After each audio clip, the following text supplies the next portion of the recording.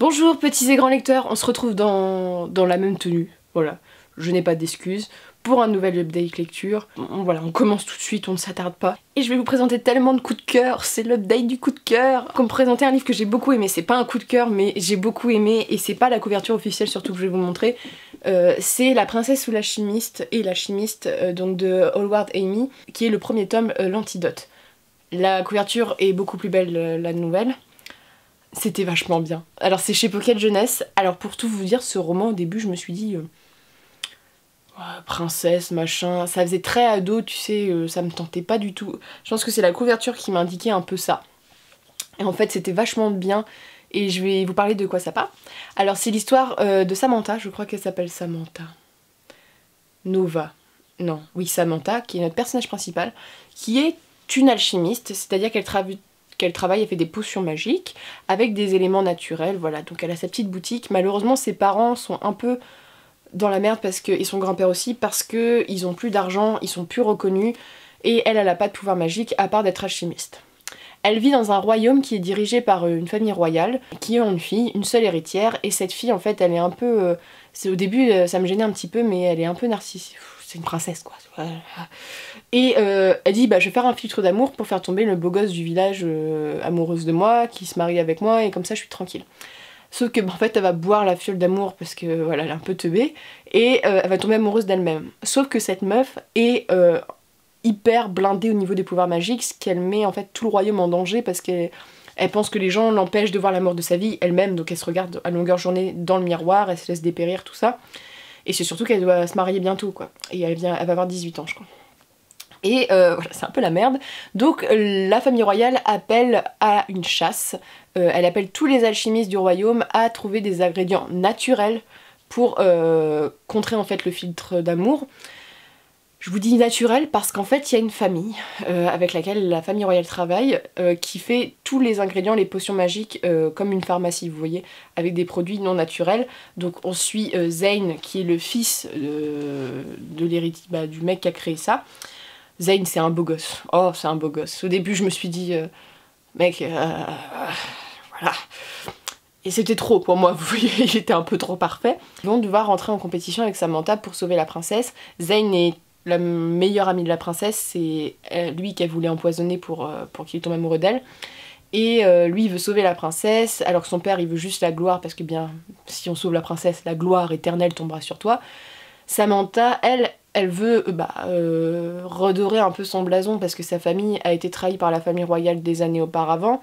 Son grand-père veut pas, donc quand la gamine a fait moi je fais la chasse, je m'en bats les couilles frère quoi, donc elle y va.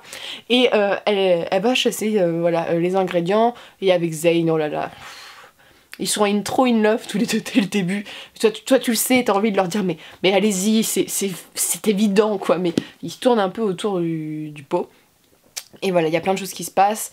En plus, il y a une meuf qui arrive, qui est la sœur du roi caché, qui veut prendre le royaume, voilà, c'est le bordel.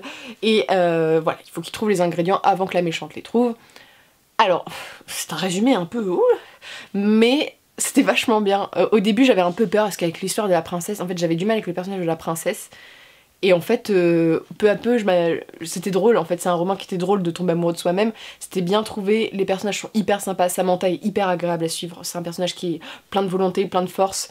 Zane, je me suis dit, à part être un beau gosse au début, qu'est-ce qu'il fait? Mais en fait, il est hyper bien. Ce qui est vachement bien, c'est qu'il y a une mythologie autour, il y a des licornes, des sirènes, des grizzlies.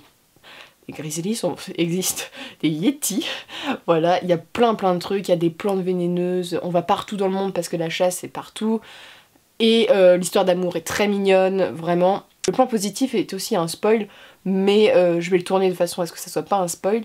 Zane n'est pas aussi parfait physiquement qu'il n'y paraît. Voilà, il y a un moment, il y a une révélation, et je me suis dit, mais c'est génial! J'ai fait mais c'est trop bien, tu vois, je veux dire, ça cassait un cliché, j'étais trop contente vraiment d'avoir ça. Il y aura des suites, hein, je crois qu'il y a deux tomes qui suivent ça, mais le premier tome peut être lu comme un one shot. Moi je savais pas que c'était une suite, mais vraiment c'était fait comme ça.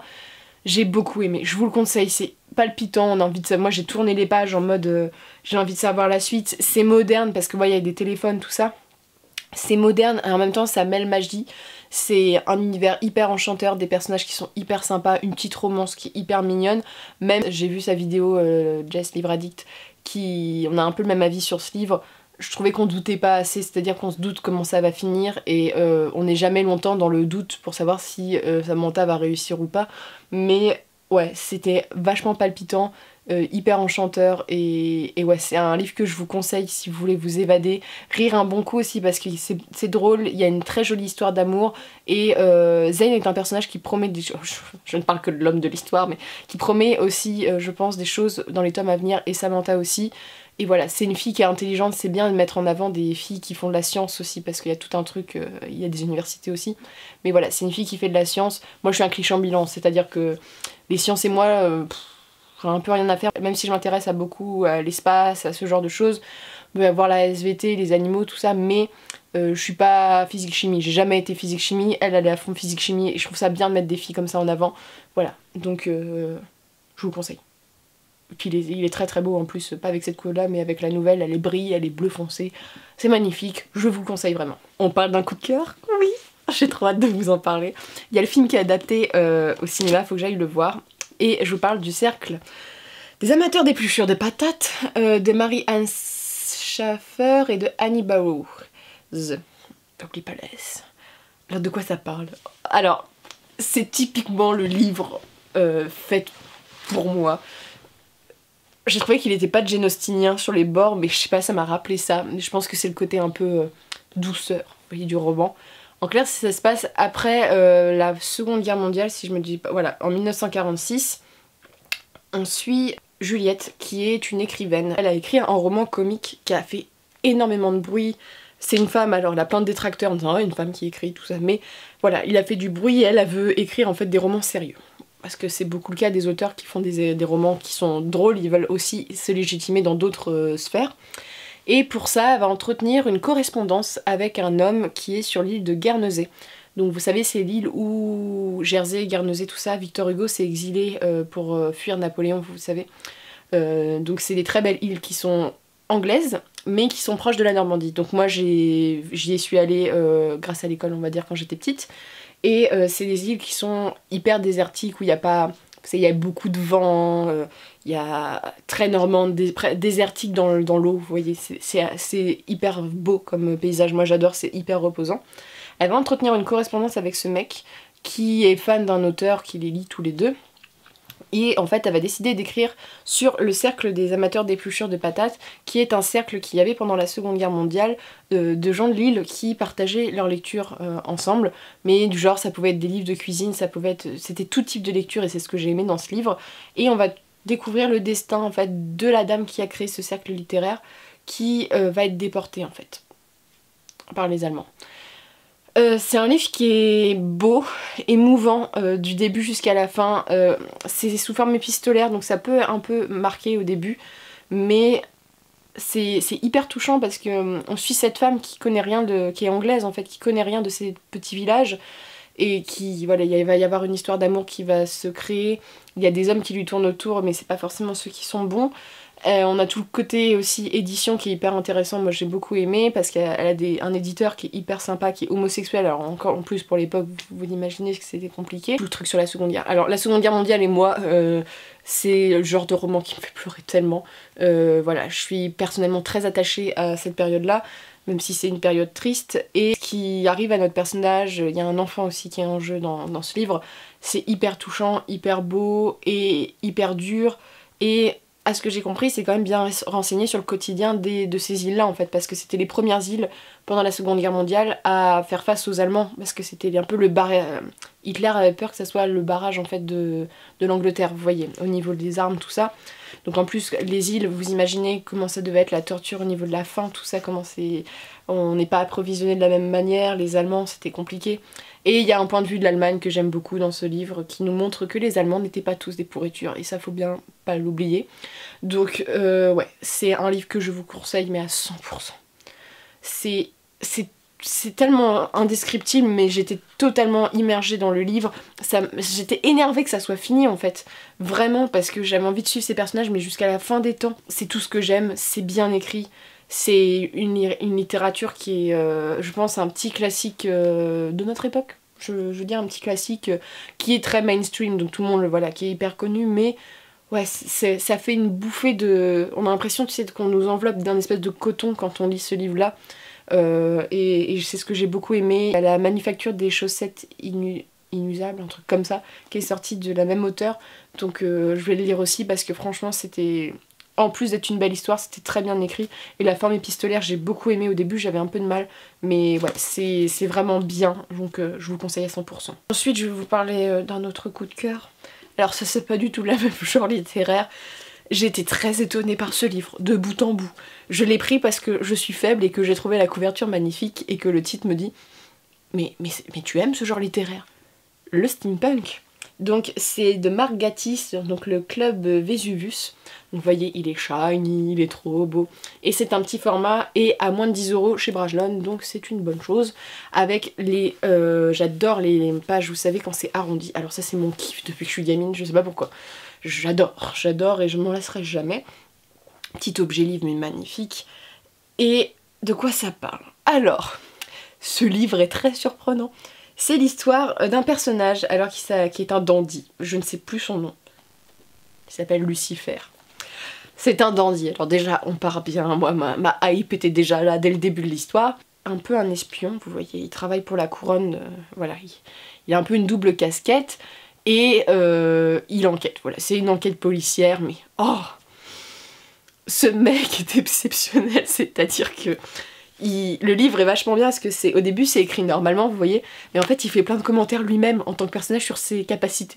Donc le mec a un ego, mais tellement élevé de lui-même, c'est hallucinant et c'est tordant de rire. Moi il y a des moments où j'étais en mode mais mec, pourquoi tu me dis ça? Il est hallucinant ce personnage et j'ai vraiment beaucoup aimé. C'est un dragueur inconditionnel, voilà, c'est un dandy, l'époque me plaisait énormément, il y a du steampunk et c'est un livre qui est hyper surprenant, c'est-à-dire que, rien que pour vous dire, il y a une scène où il couche avec un personnage et on apprend en fait ce personnage c'est un homme, c'est un valet. Et le mec dit un truc du genre en mode ah bah moi ça me dérange pas tant qu'il y a quelque chose, tu vois. Et j'étais en mode mais c'est hyper surprenant de bout en bout. Il est drôle, les personnages, les enquêtes sont palpitantes. Et puis voilà, en fait j'espère qu'il y aura une suite, hein. Je pense qu'il va y avoir une suite parce que c'est une aventure de Lucifer Box, mais waouh, là c'était trop bien, j'ai adoré, et voilà, ça se voit mon visage, mais j'ai adoré le fait que le personnage commente ses propres actions et qu'il a un ego aussi élevé, et qu'il y a beaucoup de surprises, et que ça se passe à Naples, et j'aime beaucoup Naples, j'y suis jamais allée, mais j'aime beaucoup l'Italie en fait, et voilà, il y a beaucoup de choses qui sont en mode ah mais c'est trop bien, et ouais, il y a un côté un peu Sherlock, James Bond, vous voyez, un peu un mélange des deux, et je vous le conseille à 100%. Il est vraiment, on passe un moment hyper agréable, ça se lit super vite, il est illustré à l'intérieur. Voilà, tous les débuts de chapitres sont comme ça. Déjà le livre est magnifique, et ouais c'est vraiment drôle, hyper bien, et ce que j'ai compris, je crois que c'est le premier roman de l'auteur, mais je vous le conseille à 100%. Vraiment, celui-ci, ça a été une claque de rire du début à la fin. Je vais lire d'autres trucs. Et je suis hyper contente que Brajlon sorte en petit format leur magnifique livre steampunk, parce que pour moi ça a été une véritable frustration, parce que j'ai pas 25 € à dépenser pour un livre. Et là, je peux m'acheter des livres magnifiques avec des histoires qui sont toujours bien. J'aime beaucoup le steampunk. C'est un peu un genre que je découvre peu à peu.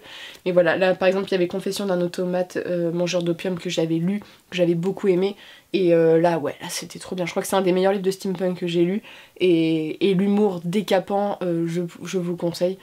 Je demande plus de livres d'aventure de Lucifer Box parce que c'était vraiment génial. Et je pense qu'un jour où j'irai pas bien, je relirai parce que c'était vraiment drôle. J'ai rarement ri autant dans un livre, donc je vous le conseille vraiment. Et voilà.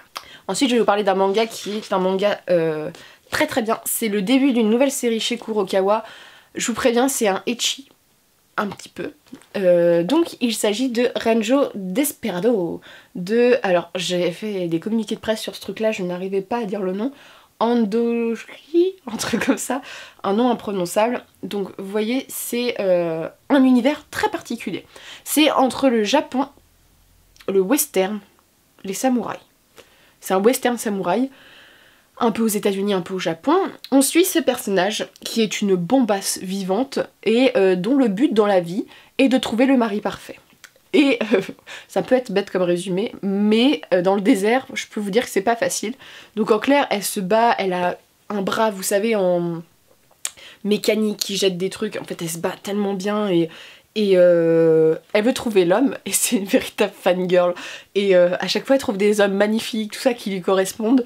Et il y a toujours un pépin dans la soupe.